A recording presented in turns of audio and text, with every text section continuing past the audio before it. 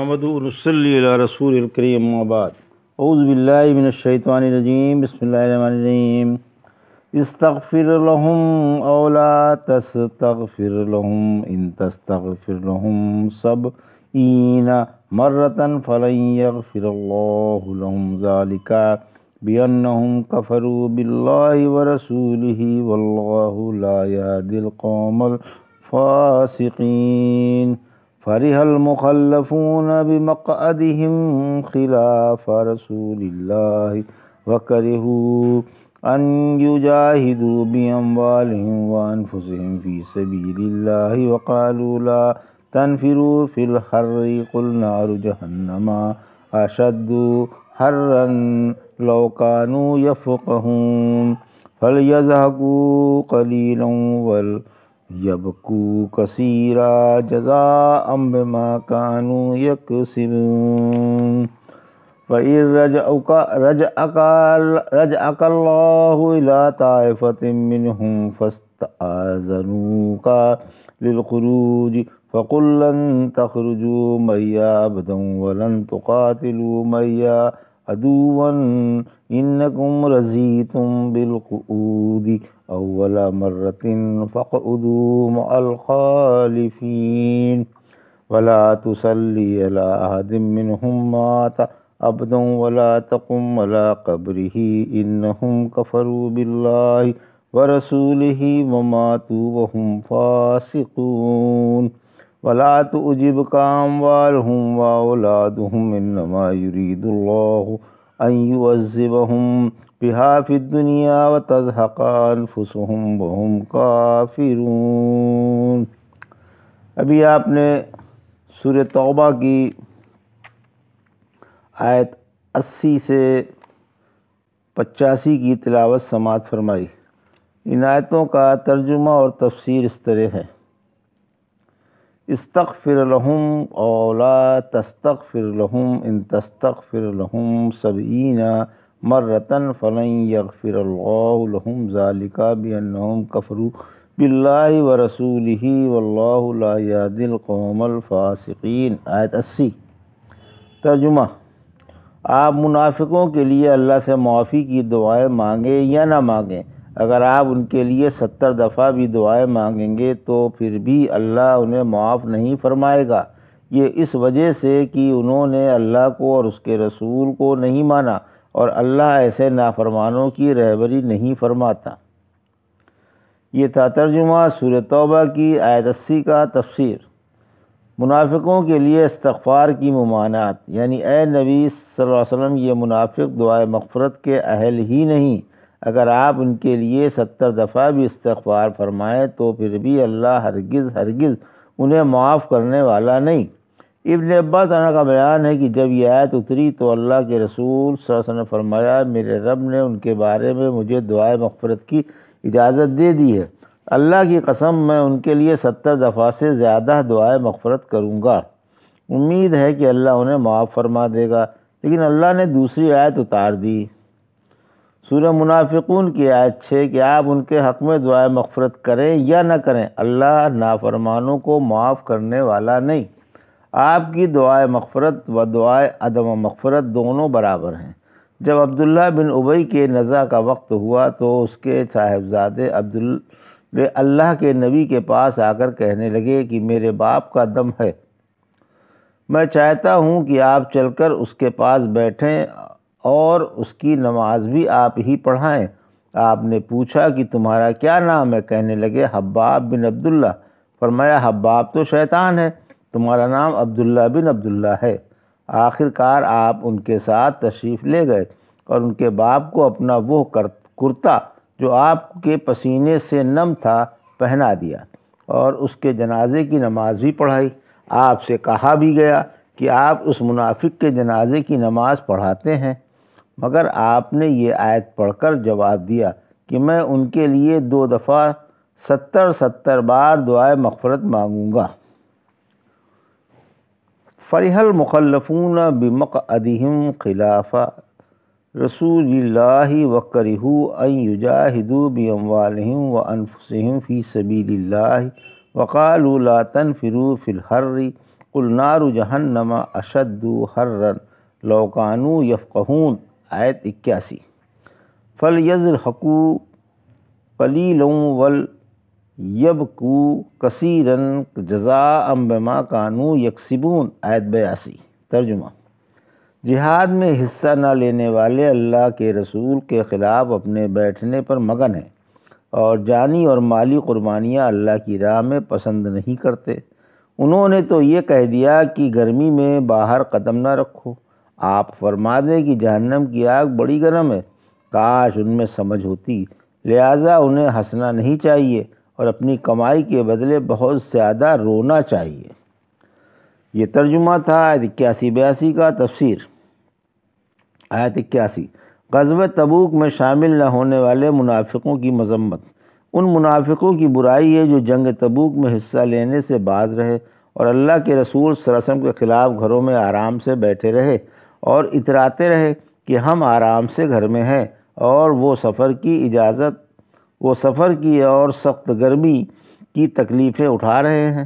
یہ اللہ کی راہ میں جانی اور مالی قربانیوں کو بڑی مشکل سمجھتے تھے اور ایک دوسرے کو سمجھا رہا تھا کہ غضب کی گرمی ہے، اس وقت نکل کر مرنا تھوڑا ہی ہے، کیوں نہ گھر میں آرام سے بیٹھو۔ کیونکہ جب آپ روانہ ہو رہے تھے تو سخت گرمی تھی، سائے بڑھ گئے تھے اور پھل گدرا رہے تھے۔ اسی وجہ سے انہوں نے ایک دوسرے کے کان بھرے کہ گرمی میں نہ نکلو۔ اللہ نے اپنے رسول صلی اللہ علیہ وسلم سے فرمایا کہ آپ ان سے کہہ دیں کہ دنیا کی گرمی سے بھاگ کر جہنم کی آگ مول لے رہے ہو۔ یاد رکھو، دنیا کی گرمی سے کہیں زیادہ جہنم کی آگ کی گرمی ہے۔ جہنم کی آگ کی خاصیت: اللہ کے رسول صلی اللہ علیہ وسلم نے فرمایا، یہ جو آگ تم جلاتے ہو یہ جہنم کی آگ کا 70واں حصہ ہے۔ صحابہ نے کہا، اے اللہ کے رسول، جلانے کے لیے تو یہی کافی ہے۔ فرمایا، جہنم کی آگ اس آگ سے 69 حصے تیز ہے۔ تمہاری یہ آگ جہنم کی آگ کا 70واں حصہ ہے، پھر بھی دریا میں 2 دفعہ ڈبوئی گئی ہے، تب تمہارے استعمال کے قابل بنی ہے۔ اگر ایسا نہ کیا جاتا تو کوئی بھی اس سے فائدہ نہیں اٹھا سکتا تھا۔ قرآن میں ہے، انہا لظیٰ، یقین مانو وہ آگ اس قدر شعلہ مارنے والی ہے کہ کھال اتار کر رکھ دیتی ہے۔ سورہ نساء کی آیت 56 میں فرمایا، جنہوں نے ہماری آیتیں نہیں مانی ہم انہیں عنقریب آگ میں جھونک دیں گے۔ جب ایک بار ان کی کھال جل جائے گی تو ہم انہیں اور کھالیں دے دیں گے تاکہ عذاب چکھتے رہیں۔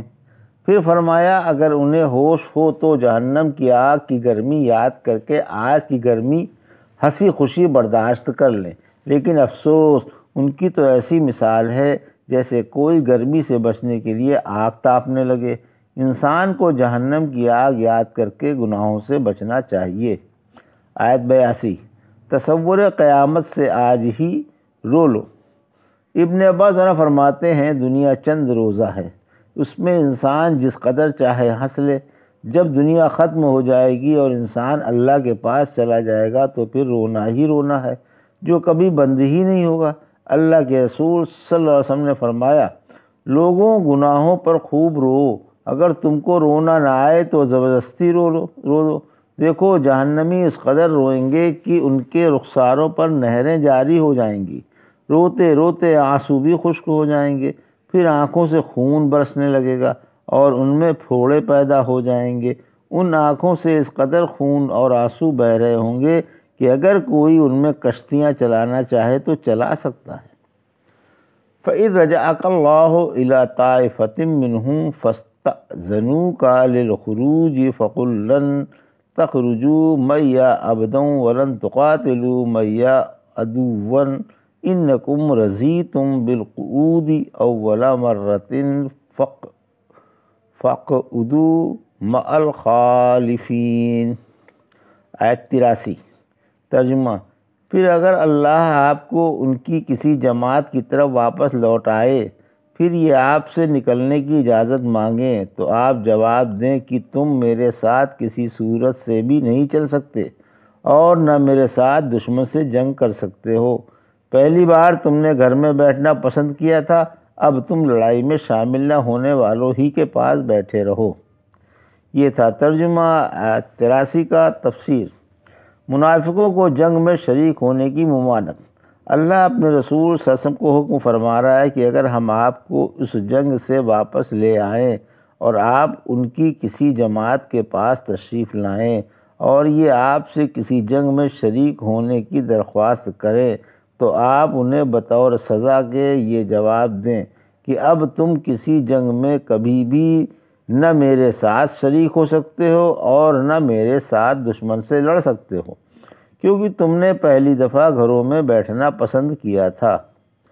سورہ انعام کی آیت 115 میں فرمایا، ہم ان کے دل اور آنکھیں پلٹ دیں گے جیسے وہ پہلی بار ایمان نہیں لائے تھے، کیونکہ برائی کا بدلہ اس کے بعد برائی ہے، جیسے نیکی کا بدلہ اس کے بعد نیکی ہے۔ جیسے اللہ نے عمرہ حدیبیہ کے سلسلے میں فرمایا، سورہ فتح کی آیت 15، جب تم مال غنیمت حاصل کرنے جاؤ گے تو فوراً لڑائی میں شریک نہ ہونے والے کہیں گے ہمیں بھی اپنے ساتھ چلنے کی اجازت دو۔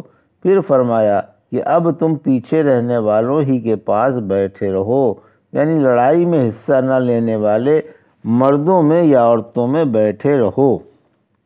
وَلَا تُصَلِّ عَلَىٰ أَحَدٍ مِّنْهُمْ مَاتَ أَبَدًا وَلَا تَقُمْ عَلَىٰ قَبْرِهِ إِنَّهُمْ كَفَرُوا بِاللَّهِ وَرَسُولِهِ وَمَاتُوا وَهُمْ فَاسِقُونَ۔ آیت 84۔